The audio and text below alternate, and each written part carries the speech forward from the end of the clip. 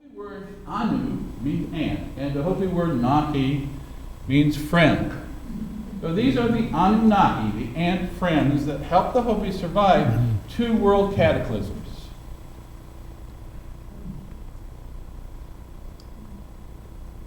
I also see a similarity between this particular pharaoh ant here from Africa and Akhenaten.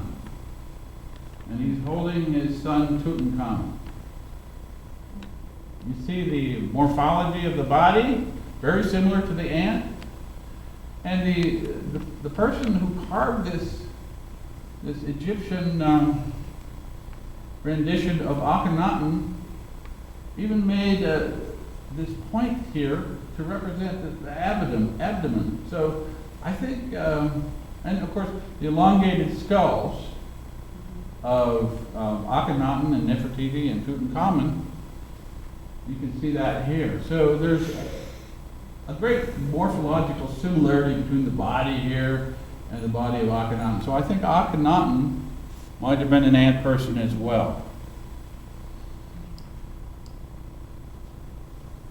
Okay, stellar triads, the Orion's belt. This is the Sohu Kachina, the star Kachina of the Hopi. Kind of resembles the Nomos god, or the instructor god for the Dogon of Mali. Here's the star Kachina drawing. And we even see the three stars as a crest, not the belt, but a crest on this 15th century AD manuscript.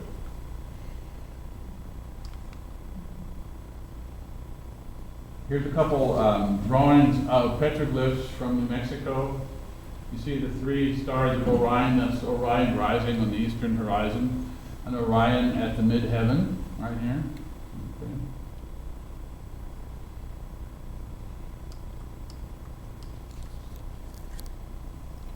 This is a bowl from Hooper Ranch. I think it represents the star ancestors from Orion, the belt stars right here. Hooper Ranch is in kind of eastern central Arizona.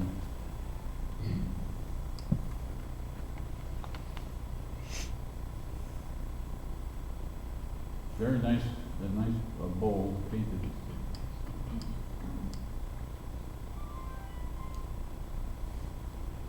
These triplets, these three stars are again mirrored here in the Apache culture, the Gan dancers. They're mountain spirits. Again, three staves here, this tripartite headdress. There's another picture of Gan dancers. Here, this guy, it looks really spooky.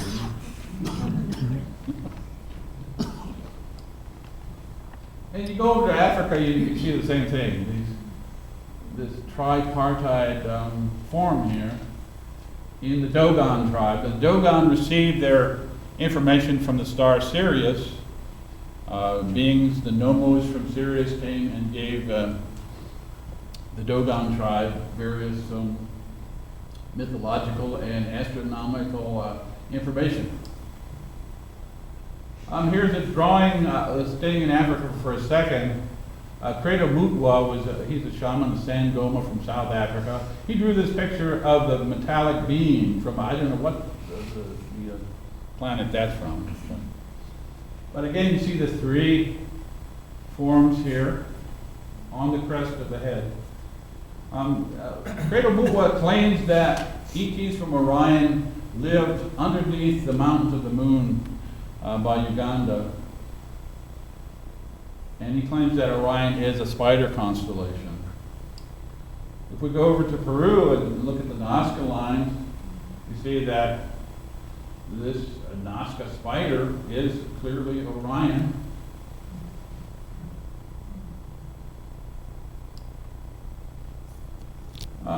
Here's Orion rising, the belt stars rising on the horizon. There's the horizon there. That's Senmut's tomb in 1500 BC. Here's the Milky Way arcing over the rising of Orion. And here's a depiction of Geb and Newt. Geb is here, lying here, and this is Newt, the sky mother and earth father. I superimposed the Great Pyramid here on this loving couple here. You see, the shaft from the King's Chamber goes up to Orion, and the shaft from the Queen's Chamber goes to Isis or Sirius. I just threw that in there to see if you people were still awake.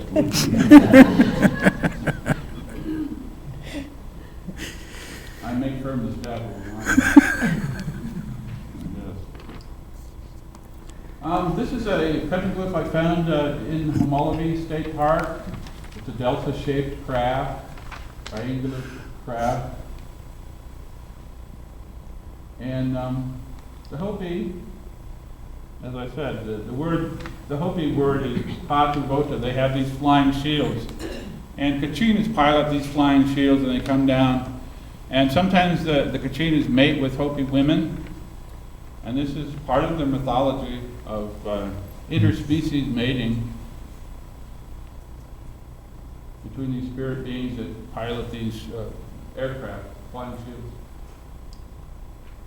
But we're familiar with the Phoenix Lights. It was also a delta-shaped craft. On March 13th, 1997.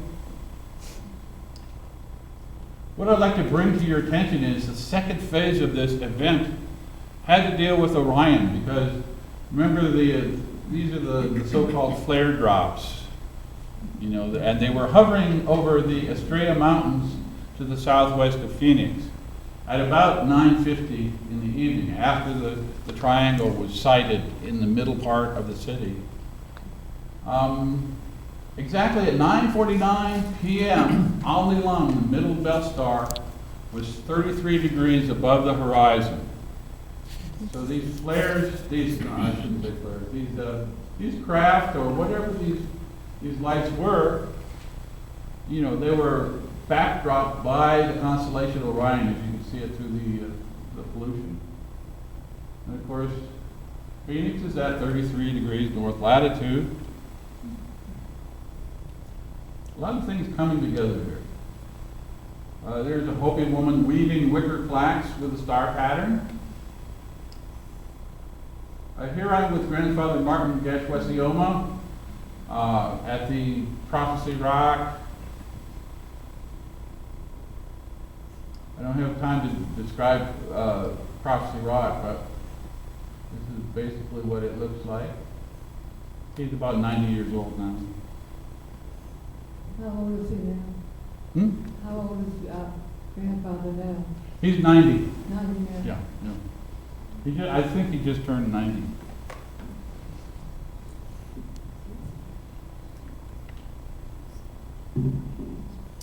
But he That's he right was next to the describing Prophecy Rock. this particular petroglyph, which is adjacent to Prophecy Rock. It looks like a flying shield to me. And this is right next to Prophecy Rock. He explained it as an instrument that people can talk to each other all over the world. So, I don't know, it looks kind of like a flying saucer to me.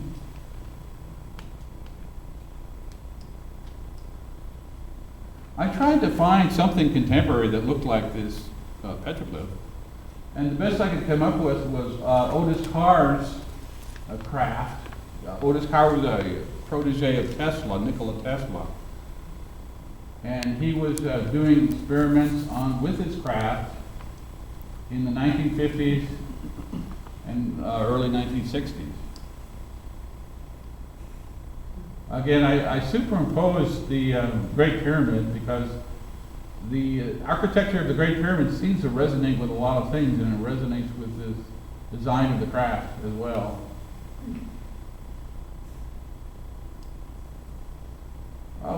In the late 50s and early 60s, a friend of mine, Ralph Ring, he lives part-time in Prescott, with his wife Marcia.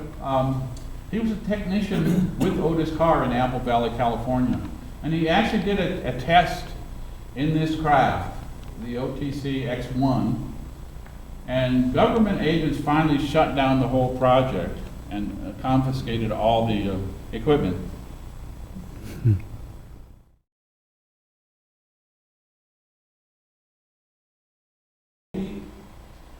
Some of you might have been up to the Hopi Mesas and seen some of the dances up there. This is a snake dance. Edward Curtis, of course, took a lot of beautiful photos of Native Americans, and here's some Hopi women. I don't know what pueblo this is at. This is not your stereotypic paint and war feathers Native American. It's a Hopi from Middle Mesa, Shangopovi.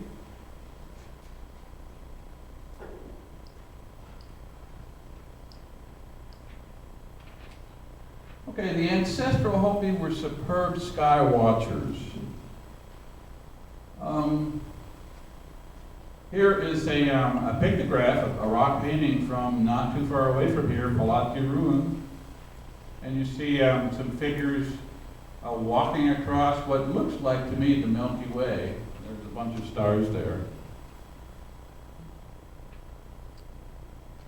Very colorful.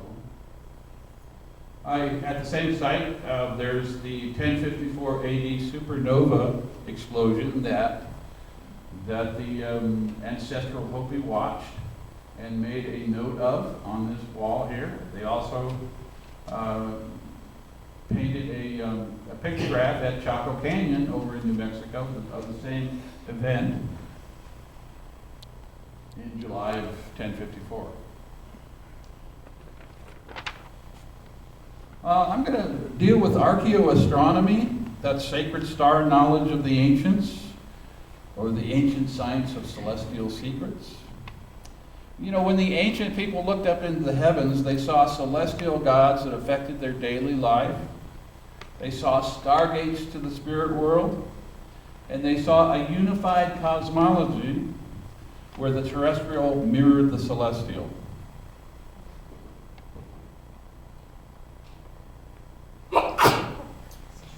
The most important constellation for the Hopi is the constellation Orion. We know the constellation as the hunter or the giant.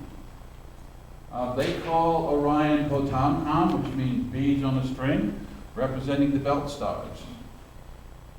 And the Hopi used this constellation to synchronize their most important ceremony, the Soyal ceremony, the winter solstice ceremony. And when the constellation appears in the Kiva's overhead hatchway, that signals that the ceremony, this basically solar ceremony, will begin with Orion appearing in the Kiva's hatchway. And of course, the Kiva, probably you know that it's an underground communal prayer chamber. So the hatchway up here, Orion has to appear in the hatchway for the winter solstice ceremony to begin. Here's a round kiva in New Mexico. The kivas can be round, or they can be rectangular. Most of the kivas at Hopi are rectangular, but the function is basically the same.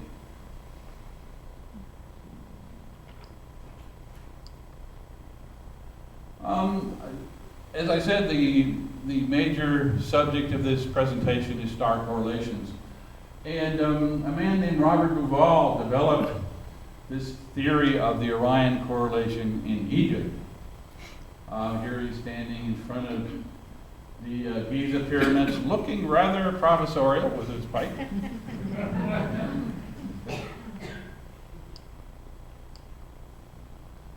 He basically saw that a correlation between the three pyramids on the Giza Plateau and the belt stars of Orion. Here's the Great Pyramid here, and it corresponds to Al-Niqaq, the left belt star of Orion. Here's Sirius over on the left, and Aldebaran in Taurus, held by Osiris, the god Osiris, who represents Orion in the Egyptian mythology.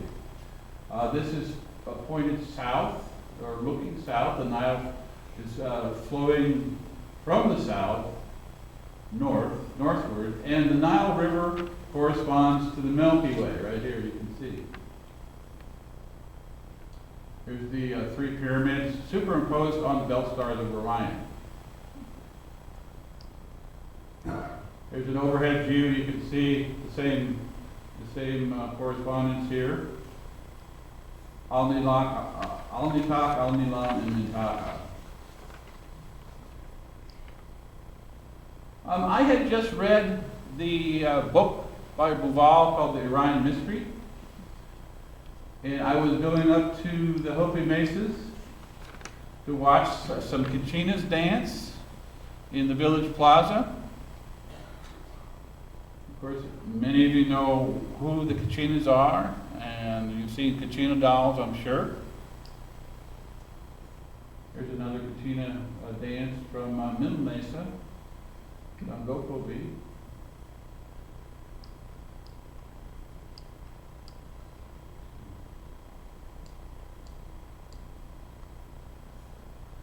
Many of these Kachinas, here's the Hopi sky god, which in the form of a Kachina, they almost look like they have space helmets on.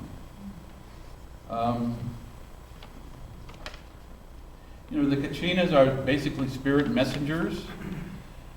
They're intercessory beings between the realm of the gods and the realm of the humans. They're like angels. We can see them as kind of this intermediary step between God, the God realm, and the human realm.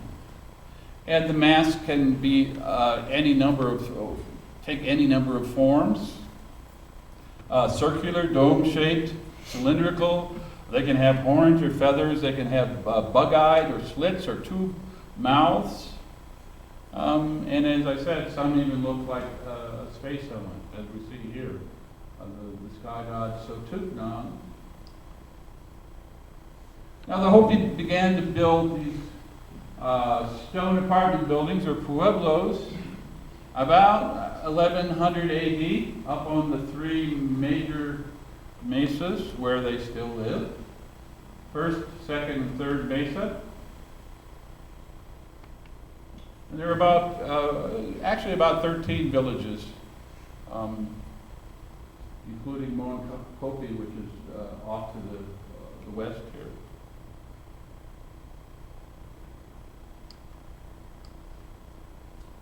The Kachinas migrate from the San Francisco peaks, and they stay there during the early winter time. And then after the winter solstice, they migrate to the Hopi Mesas, and where they assist the Hopi in agricultural pursuits. They assist in the growth of corn, basically. And then after the summer solstice, and in July, they have the final dance. It's called the Niman, the homegoing dance. And they go home. They go back to the San Francisco peaks. So there's this circular path that the Kachinas take.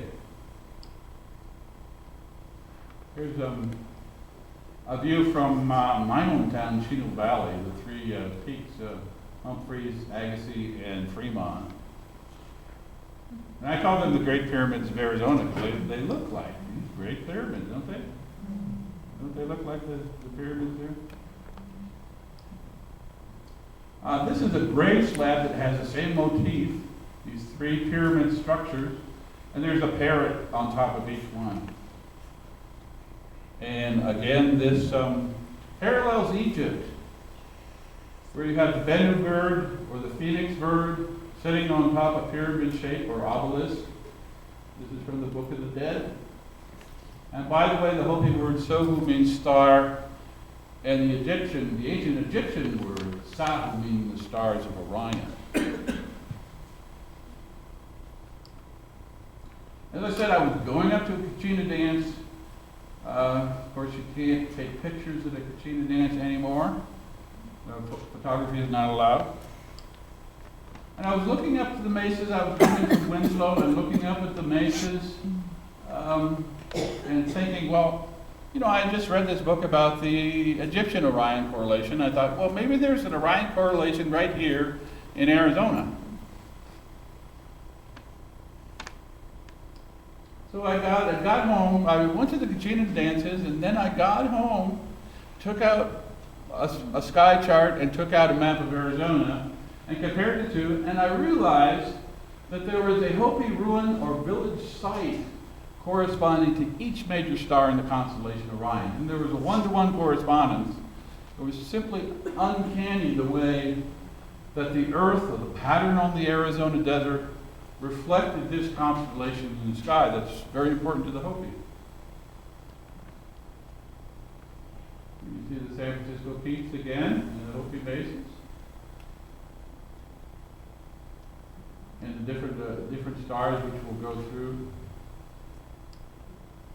Here's a Google Earth shot. You can see Black Mesa here. And the edge of Black Mesa, the two legs of Orion kind of connect right along this edge where Batatakin and Canyon de Chelly are. Here's Walnut Canyon up here, Upati. And of course Orion reaches over to the Grand Canyon. Here's an overview of the basic pattern. And the pattern even reaches into New Mexico.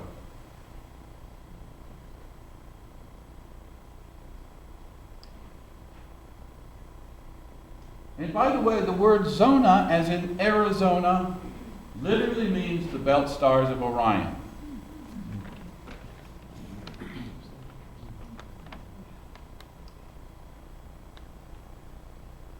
We see Orion, of course, this way in the sky. On the Earth, Orion looks like this, and it's the same way in Egypt. Orion, the head of Orion, faces south in Egypt as well as in Arizona. Why did they build this pattern like it is? It certainly wasn't for a practical reason because, the Little Colorado River is 50 or 60 miles from the mesas. There are intermittent springs in this area, but it certainly wasn't for a practical reason that they chose to live way out on these isolated mesas. The Hopi call the center of the world the Tawana-Savi. Again, the three stars of Orion and the three mesas. The belt stars that everyone recognizes pretty much.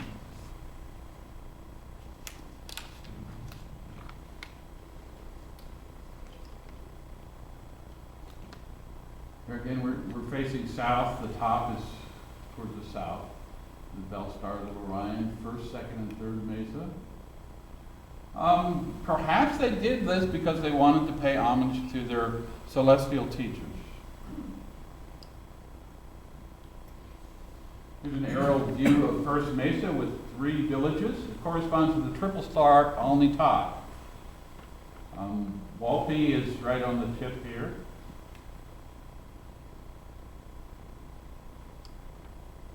Here's a nice picture of Walpi, enshrouded in mist. Here's the middle mesa, or second mesa, an aerial view of Shungopovi. Corresponds to Alnilam, the middle star of Orion. And here's a different village on the second mesa, Mishangovi, and there's Corn Rock right here.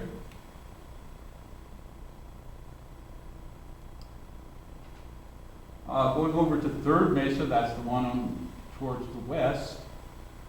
Here's Old Oribe, the village. It's the oldest continuously inhabited village on the North American continent. And it corresponds to Mintaka, the right belt star of Orion. This is a rather ominous picture of a guy crawling out of the kiva, and he looks really spooky, doesn't he? Like, go away, we don't want your camera here.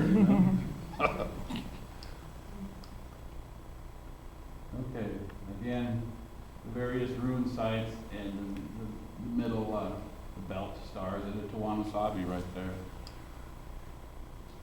Okay, going over to the other stars in the constellation, we have Scythe, the right foot of Orion. Remember, Orion is reversed 180 degrees from the way you see it in the sky. Here's the right leg, and it corresponds to Canyon de Chelly and the offshoot Canyon del Muerto. And you can see how, you've probably been there, but you see how this vein at the bottom of the canyon, and you can get a sense of scale. And here's the ruin site here, the Antelope House.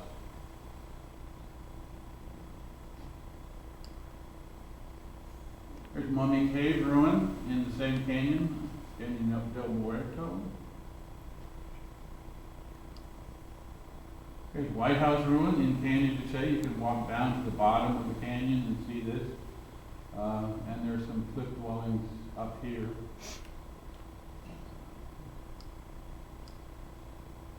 Okay, if we go over to the northwest to Patatacan and Keat Seal, the Navajo National Monument. That's the left leg of Orion, or corresponding to Rigel. You can see it up here. Wonderful alcove here, rock, cliff. Here's a fire plan pictograph that I took when I was down there. I think this is probably Masao, which is a god I'll be talking about a little bit in a moment. Here's the second ruin corresponding to the double star Rigel. It's Keat Seal, which is about 8 miles north of Patatacan. It's a very well preserved ruin.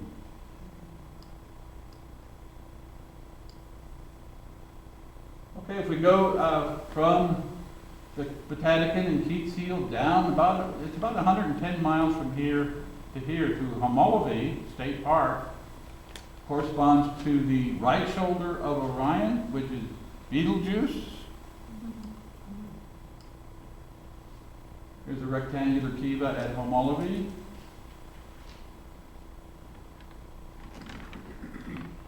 It's not a very well preserved ruin, but there are a lot of rock art, petroglyphs there in the vicinity.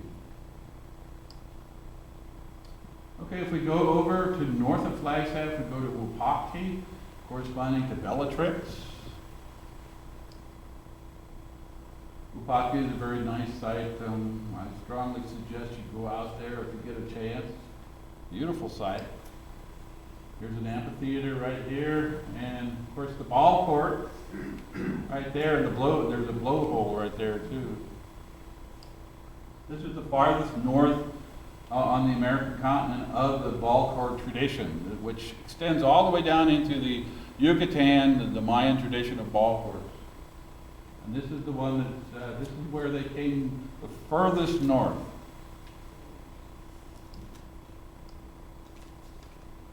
Okay, the head of Orion is Misa, the star Misa, and it's Walnut Canyon. It's a nice cliff dwelling, small ruins, tucked underneath the cliff, kind of like swallows' nests. Only 5 miles away from my house. Okay. This is a solstice line, a summer solstice sunset line, the left arm of Orion reaching over to the Grand Canyon, a particular star called Pi 3, which I'll talk about in a bit. But it also, if you extend the Orion energy past the Grand Canyon, it goes to this place right here. So, whoever devised this system, maybe the Hopi elders who have prophetic knowledge of the future, knew that this place was going to be important in the future. Here's another line that's interesting. Remember the two legs of Orion, Patatacan and Canyon de Chelly? If you extend a winter solstice sunrise line, you go by some significant sites in New Mexico, and you end up at Roswell.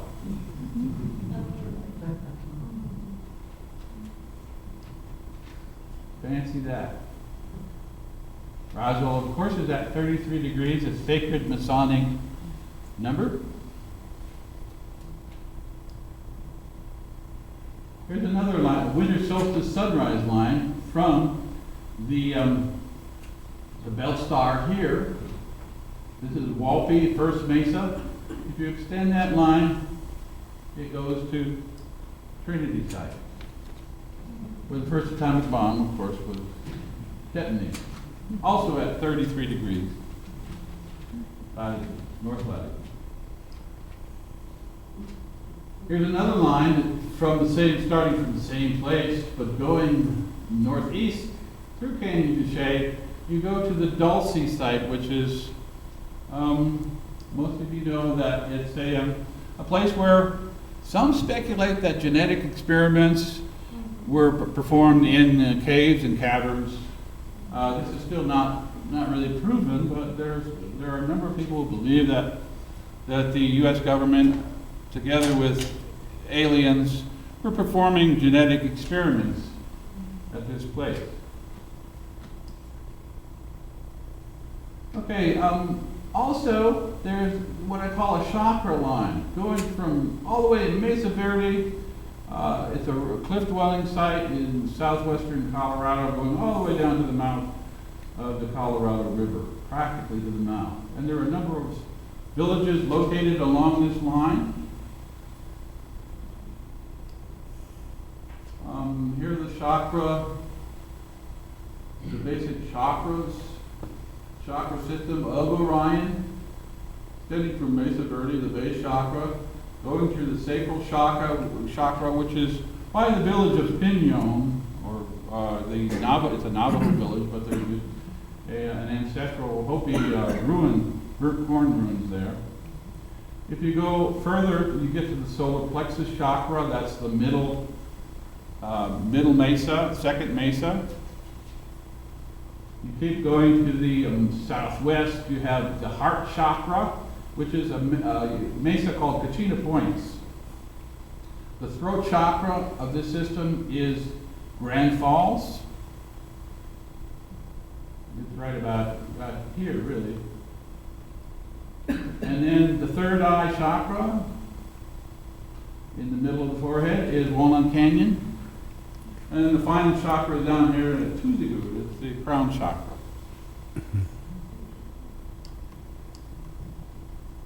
Here's looking from the opposite direction, from Mesa Verde to the Verde Valley.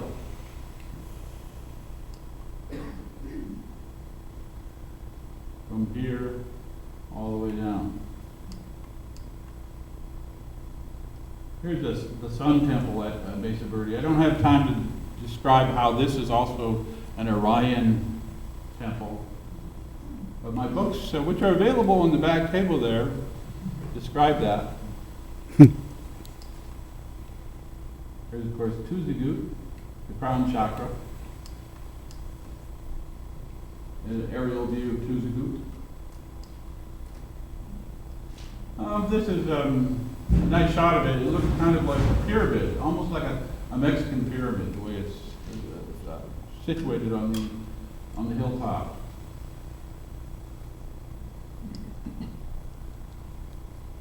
Did extraterrestrial intelligence determine the Arizona-Orion correlation sacred geometry as well? Here is the Tawanasadi, the central place, the middle of the world, the center of the world for the Hopi people, that red dot there.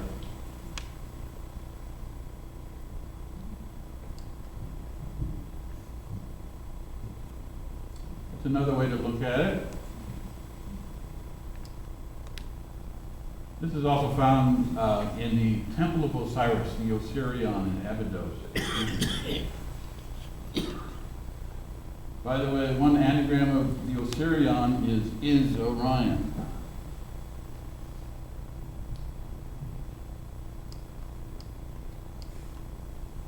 Okay, the pattern, as I said, can be extended farther past Orion. I found a number of different adjacent constellations. There's Taurus, Auriga, Gemini, Canis Minor with the Gila cliff dwellings here, and Canis Major, Chaco Canyon, corresponding to Sirius, the brightest star in the heavens. You see it here. Maybe some of you have been to Chaco Canyon. It's an immense site. It's probably the largest site in the American Southwest. This wall here is the central wall in Pueblo Bonito, and it's exactly north and south. It's 2/10 of 1 degree east of true north. So this is very close to the accuracy that the Great Pyramid has as far as being oriented in the cardinal direction. So it's a very precise architecture that they devised in Chaco Canyon.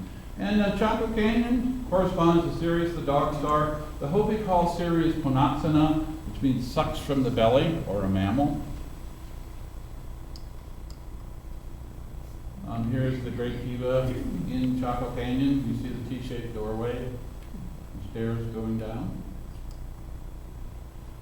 They found a lot of mummified dogs, naturally mummified dogs, in this area in Chaco Canyon and around the border between Arizona and New Mexico. So the largest Pueblo group in the southwest corresponds to Sirius, the brightest star in the heavens, which, of course, is the dog star.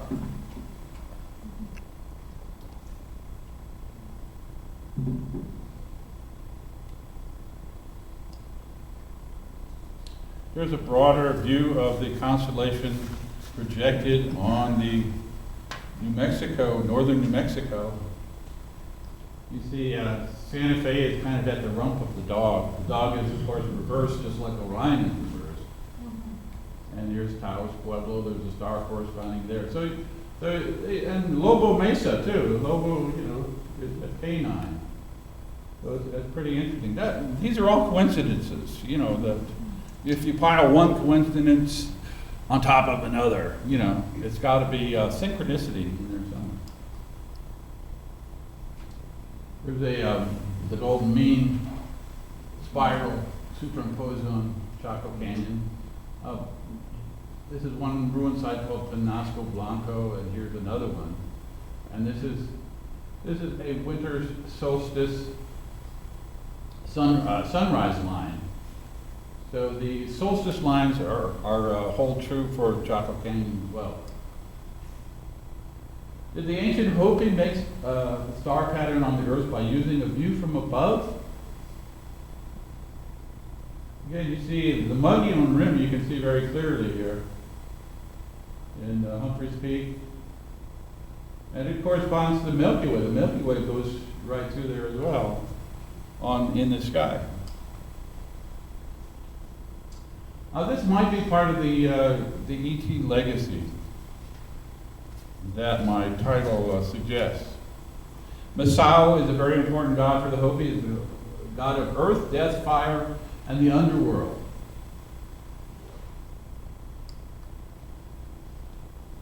Masao was the first creature that the Hopi met after they ascended from the bottom of Grand Canyon at the beginning of this current fourth world.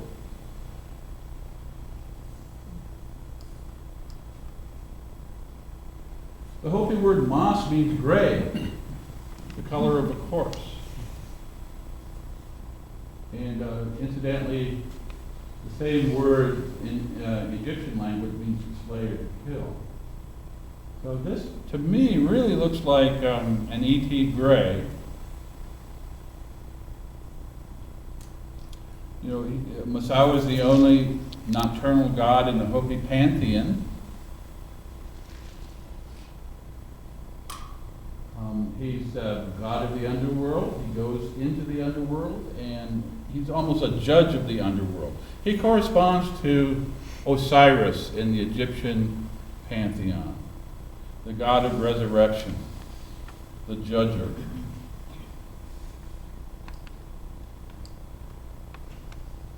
Here's my friend Jack Andrews' rendition of Masao. Very, very disturbing looking creature. In fact, some Hopi will not talk about this particular god, according to their clan affiliation. It's almost taboo to talk about Masao. You know, some people will not discuss this particular god. But if you're in the Fire Clan, it's okay, because that's the Fire Clan's god.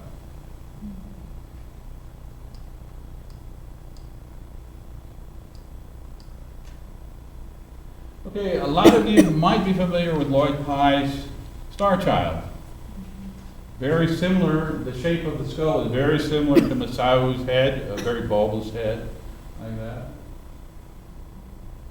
The Star Child was found in a cave 100 miles southwest of the city of Chihuahua, and at only 600 miles southeast of the Hopi Mesas. So within walking distance of the Hopi Mesas. This skull has been radiocarbon dated to 1100 AD. And Lloyd has been issuing results of genetic testing.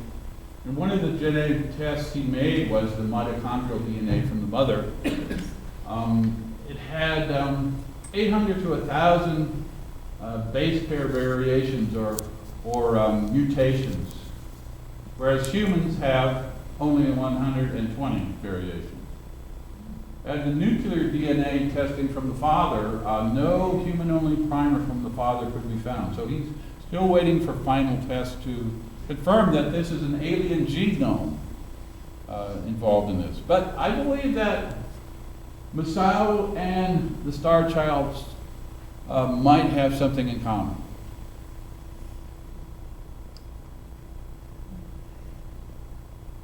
Simply because the Star Child died at about the same time that the Hopi began to build this pattern on the Arizona desert, about 1100 AD. They started to build those pueblos up there. So Masao and the Star Child are contemporaneous.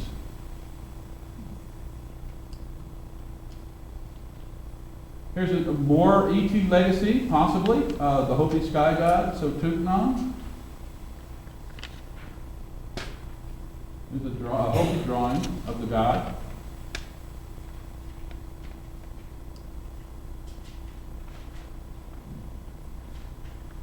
There are a couple of Kachina dolls of Sotuknam.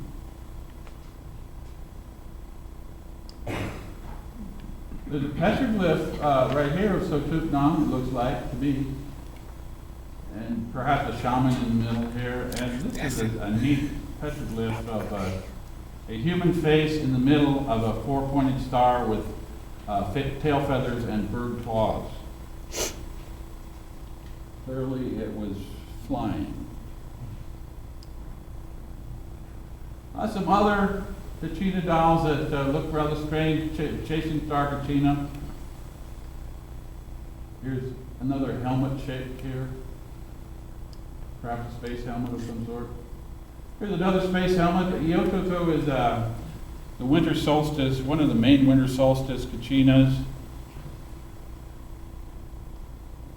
And it looks very much like this pictograph, rock painting at Palatki ruin. Okay, with these tall gods like this, with the helmet, very similar. Okay, the ant people of Orion, more of the ET legacy. Excuse me. I found this pictograph near Homolby State Park. I'm sorry, it's a petroglyph. It's a rock carving. The ant people are very strong in Hopi legend. The ant people saved the Hopi from two different world cataclysms.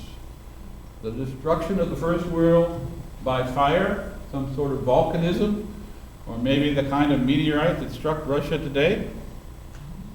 Or it could be an asteroid strike. And the second world by ice, and a pole shift causing an ice age. So the ant people took the Hopi down into caverns in the Grand Canyon where they fed them and they helped the Hopi survive these world destructions, these two world destructions, the First World and the Second World. During the Third World, the Hopi were on their own because there was a great flood. So they didn't need the ant people's help for that destruction of the world. Of course, many Hopi elders say we're at the end of the Fourth World. My friend Jack Andrews actually saw one of these creatures in his house, and he's an artist, so he made some sketches of this creature. The creature I saw had carapaces. It also had slight hairs on curving rows of lines on these carapaces, and the entire body had a black sheen, as one can see on a black ant, if observed.